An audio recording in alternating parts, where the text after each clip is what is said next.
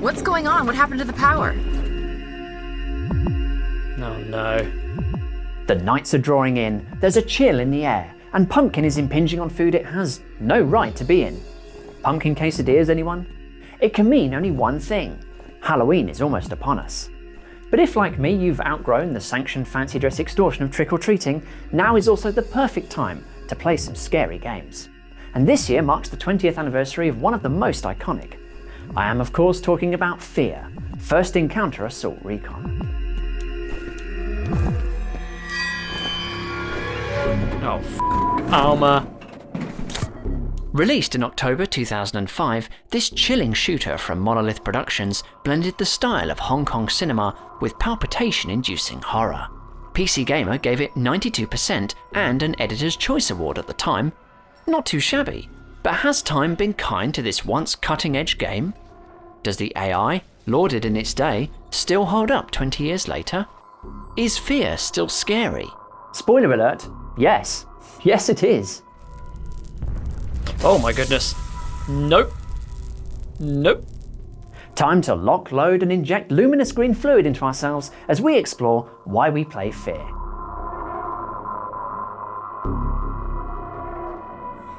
I've tried to forget. I've tried so hard to forget.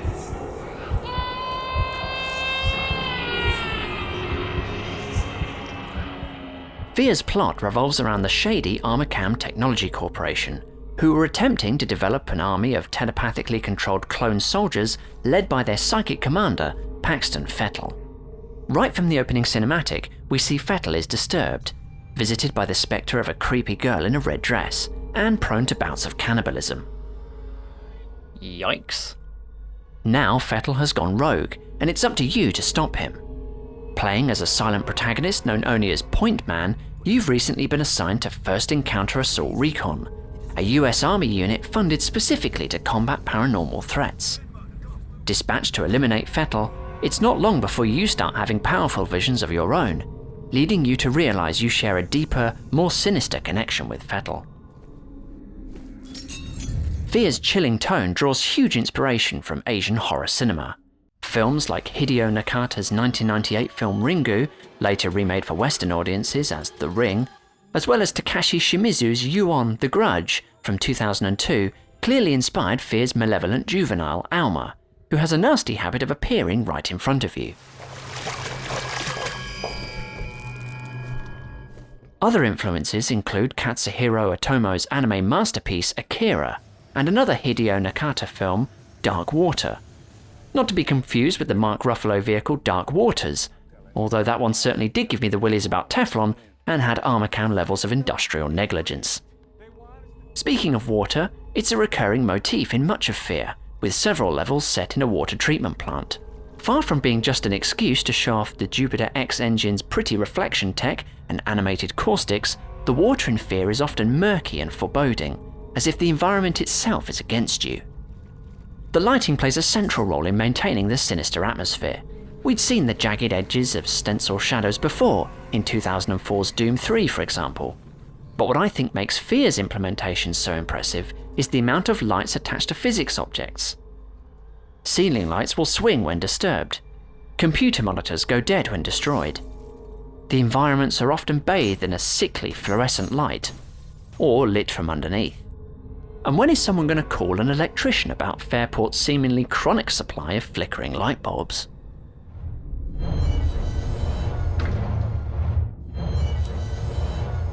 The sound too elevates the experience. There are jump scares and stingers aplenty, of course. Jesus Christ. But it's also more subtle sounds that get me tensing. Alma's creepy laughter. The ominous crackle of static whenever something paranormal is occurring. And I still believe F.E.A.R.'s ambient soundtrack is one of gaming's most hair-raising.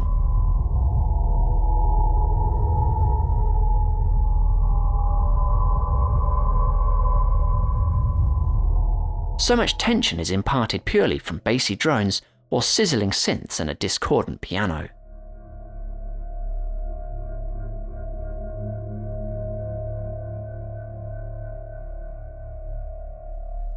Playing F.E.A.R. alone in the dark, even today, is sure to set your teeth on edge and have your heart galloping. It's fine. It's fine. No. Wait. Yet despite how well executed the horror in F.E.A.R. is, the game wasn't originally conceived to be scary. It was supposed to be pulse-pounding in a very different way. Monolith Productions had plenty of previous experience of shooters, from gory raycaster blood to campy spy romp No One Lives Forever. But by 2002, the studio wanted to innovate on what first-person shooters had to offer. They wanted to deliver frenetic action, drawing inspiration from the Hong Kong action films of John Woo and the best of its Western imitators like The Matrix. Gunfights that felt impactful, dramatic, and above all, kinetic. Shootouts in F.E.A.R. are chaotic carnage, but Point Man has an ace up his sleeve, or rather, an auto-injector up his cephalic vein.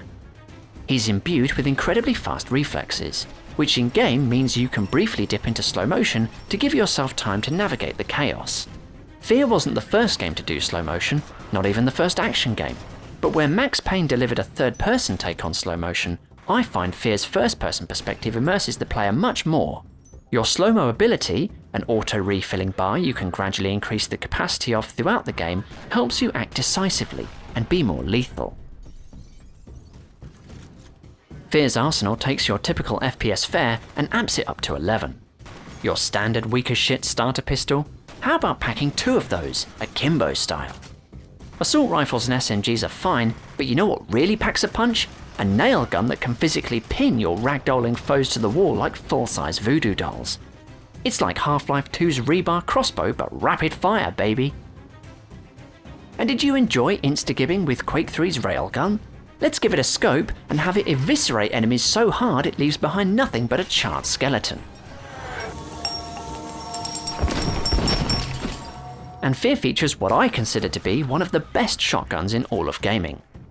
The Spaz-12 had already become a staple of both FPS games and films and TV by this point, but few incarnations are as satisfying to fire as the one in F.E.A.R. One shot being enough to amputate limbs from unsuspecting soldiers or simply atomize them entirely. You're a force of nature. Your firefights a symphony of sparks, dust, and fire. And when you're done, the environment itself is pockmarked and charred, smashed glass and upended furniture strewn about the massacre like unwilling confetti. Sure, it's not Battlefield 6 levels of destruction, but back in 2005, Havoc physics and parallax mapping were cutting-edge technologies, and I still think they hold up today, making you feel insanely powerful. But all those firefights would be nothing if your enemies were predictable drones. But in F.E.A.R., well, they're not.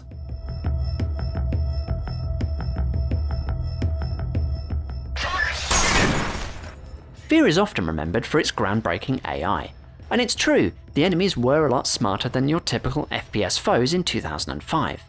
Attacking in small groups, they'll often try to flank you. Oh my god, they're behind me as well. They'll prioritise cover, sometimes turning over tables to create their own. What's this guy doing? They can vault low walls and through windows. They can spot your flashlight. And will regularly chatter to each other about where they think you are and what they are about to do next. I'll check it out. Roger that. This level of situational and environmental awareness was achieved thanks to a novel approach to AI programming. Rather than scripting every condition and action an enemy could find themselves in, every agent has a short, prioritized list of goals they want to achieve, and a list of actions they can take to achieve each one. They'll then use environmental cues and information about what the player is doing to make decisions about what to do next. For example, if I'm by a pillar, take cover. If I'm by a low wall, vault over it. They'll also react based on how other nearby members of their squad are doing. The cool thing about the AI in F.E.A.R. is it's not scripted, it's part of their behavior. So they'll walk out to an area and they'll evaluate what they want to do to get at the player, to get away from the player. So each time they do that, it could be different. Interestingly, killing the player isn't always the enemy's top priority. Each agent in F.E.A.R. is instilled with a sense of self-preservation.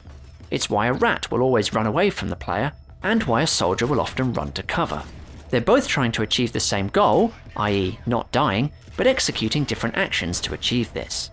By decoupling goals from actions in this way, it gives the enemies a sense of agency, letting them make decisions in the heat of battle, in response to how the battle is going, both for them and their squad mates.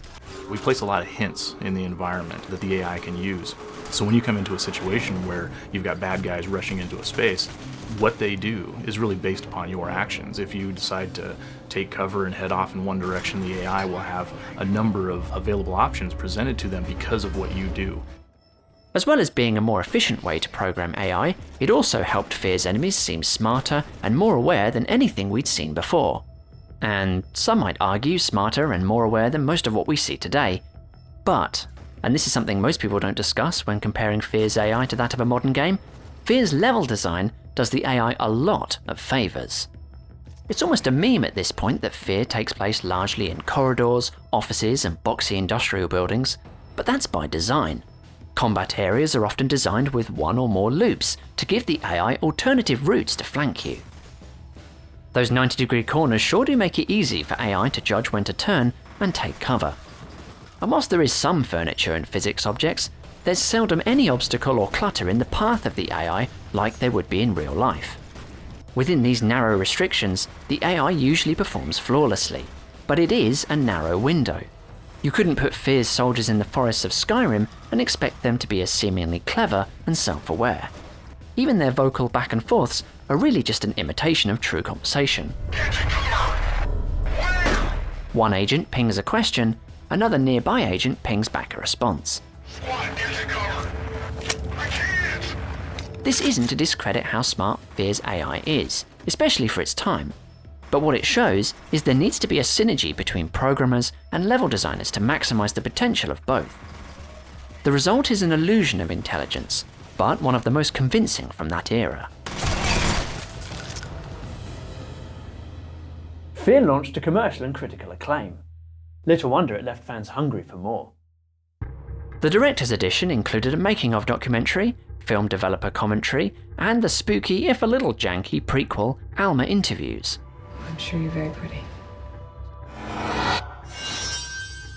Also a light-hearted F.E.A.R. set machinima from Rooster Teeth. F.E.A.R. was followed up by 2 expansion packs, Extraction Point in 2006 and Perseus Mandate in 2007, both developed by Timegate Studios as opposed to Monolith. Neither quite reached the heights of the main game, but they're still worth a look if you love the original and come bundled with F.E.A.R. on Steam as part of its Ultimate Shooter Edition.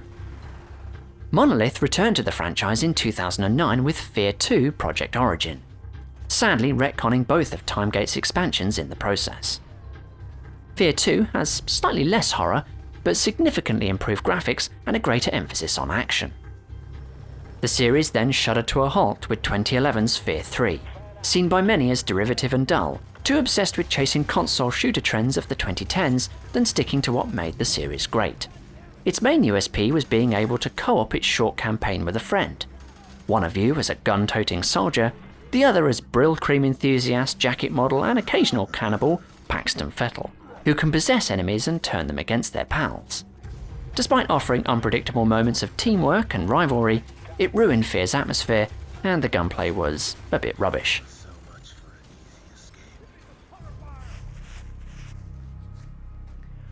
But that, sadly, was the last we'd see of F.E.A.R. Creators Monolith Productions would find further success with their Middle-earth games, Shadow of Mordor and Shadow of War, both praised for their innovative Nemesis AI systems. But in February 2025, Warner Bros. Games announced it was closing Monolith, who were at least 4 years into development on a Wonder Woman game. So it's unlikely we'll ever see another F.E.A.R. game again. But if there's one thing I've learned from making this video, it's that the original F.E.A.R. has lost none of its appeal. What the fuck? Right behind me. So this spooky season, why not replay it? Let me know in the comments which bit got your heart racing and whether you think F.E.A.R. deserves a remaster. And make sure you subscribe to PC Gamer for more deep dives on our most beloved games. Thanks for watching.